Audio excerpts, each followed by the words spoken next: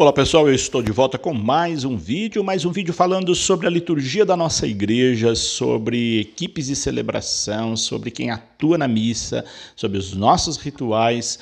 E hoje eu quero falar sobre os leitores. Já fiz vários vídeos sobre leitores, mas hoje eu quero fazer esse vídeo com base nas instruções gerais do Missal Romano da terceira edição. Então é aquilo que nós temos de mais atual sobre orientação para os leitores. Como é que são os leitores aí da sua paróquia? Como é que eles atuam? Existe um rito de investidura dos leitores ou os leitores são um pego a laço aí na comunidade, fazendo as leituras, convidados para fazer a leitura 5 minutos antes da missa?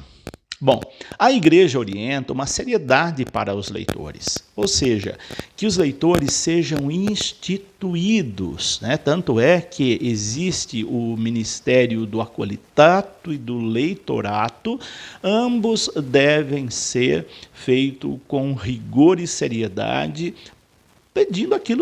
fazendo aquilo que a igreja pede com muita seriedade. Então nós temos rituais de investidura, tanto de acólito, como eu já disse no outro vídeo, quanto de leitores. Só que de leitores, a grande maioria das nossas paróquias não faz a investidura dos leitores. Leitor geralmente é uma pessoa improvisada. Às vezes, mesmo que não seja improvisada, que ela esteja numa escala, ela não teve preparação, ela não passou por um ritual de investidura, ela não foi instituída. Mas as orientações da instrução do Missal Romano pede o mesmo rigor para os acólitos, para o acolitato, pede para o leitorato, das pessoas que vão exercer o ministério de leitor. Grave bem isso. Leitora é ministério. Portanto, se você faz a leitura na missa, você está exercendo o ministério, desde que você tenha sido instituída. Vamos então às orientações que a instrução do Missal Romano traz para nós sobre a função do leitor, do ministério do leitor. Bom, o número 99 da Instrução Geral do Missal Romano, da terceira edição, diz o seguinte: o leitor é instituído, grave bem isso, o leitor é instituído para proferir as leituras da Sagrada Escritura, exceto o Evangelho. Portanto, leitor precisa ser instituído para fazer as leituras na missa, exceto o Evangelho. Pode igualmente propor as intenções para oração universal e, faltando o salmista, proferir o salmo entre as leituras. Então, o leitor, uma vez instituído, ele pode fazer as preces, ele pode fazer o salmo, ele está apto para isso. Na celebração eucarística, o leitor tem uma função própria que ele deve exercer. Então, agora eu vou me dirigir lá ao número 194 ao 198 da Instrução Geral do Missal Romano, onde estão explicitadas as funções próprias do leitor, além dessas que eu disse agora para vocês. Vou lá me dirigir então a esses números 194 a 198, funções do leitor, que é um ministério, como eu disse. Vamos lá, o número 194 diz o seguinte: na procissão ao altar, faltando o diácono, o leitor, revestido de vestes aprovadas, pode levar o evangeliário um pouco elevado. Então, primeiro, quem pode levar e deve levar o evangeliário, quando não tem diácono, havendo diácono, é sempre o diácono que leva na procissão de entrada o evangeliário, é o leitor. Só que ele tem que estar com a veste apropriada. Lembrando, o leitor é instituído, ele tem uma veste própria, ele pode substituir o diácono para levar o evangeliário quando ele não está presente. Neste caso, caminha à frente do sacerdote. Do contrário, com os demais ministros. Então, se ele for portar o evangeliário, ele vai logo à frente do sacerdote, com o evangeliário elevado. Então, na procissão de entrada, o leitor instituído, ele vai estar ali substituindo o diácono. Então, a posição dele na procissão de entrada é logo à frente do padre, do presidente da celebração ou do celebrante principal. Número 195. Ao chegar ao altar, faz com os outros profunda inclinação. Se levar o evangeliário, sobe ao altar e depõe o evangeliário sobre ele. Então ele vai chegar, vai fazer uma profunda inclinação e vai colocar o evangeliário sobre o altar. Lembrando que está falando do leitor, se ele estiver com o evangeliário, ele não precisa fazer aquela inclinação profunda.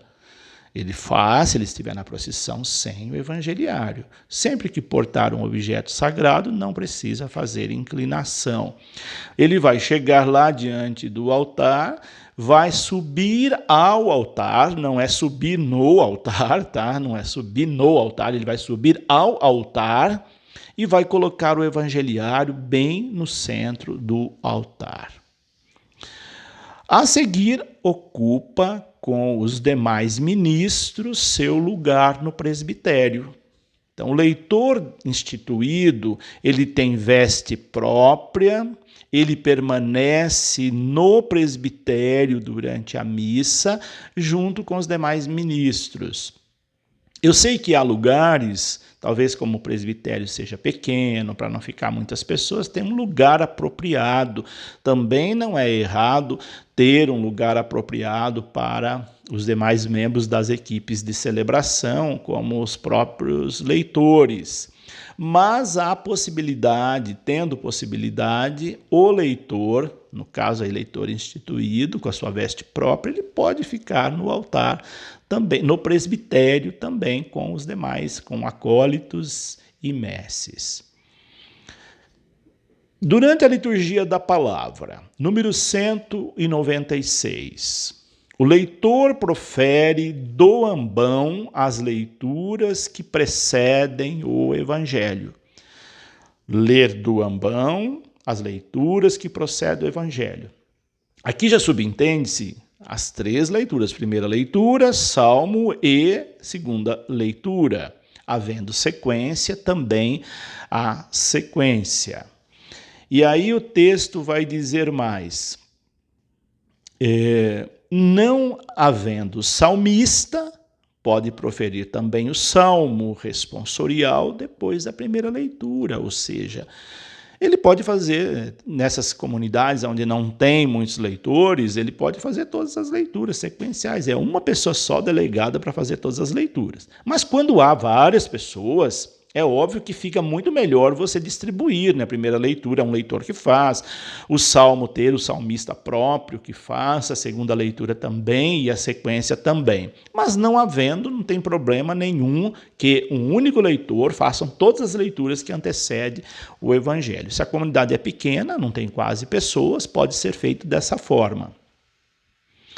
Na falta de diácono, aqui é o número 197, na falta de diácono, depois que o sacerdote faz a introdução, pode proferir do ambão as intenções da oração universal. Então, o leitor instituído no seu ministério de leitor pode também fazer as preces, né, que nós conhecemos no senso comum como prece, que é a oração universal. Ele pode e deve fazer.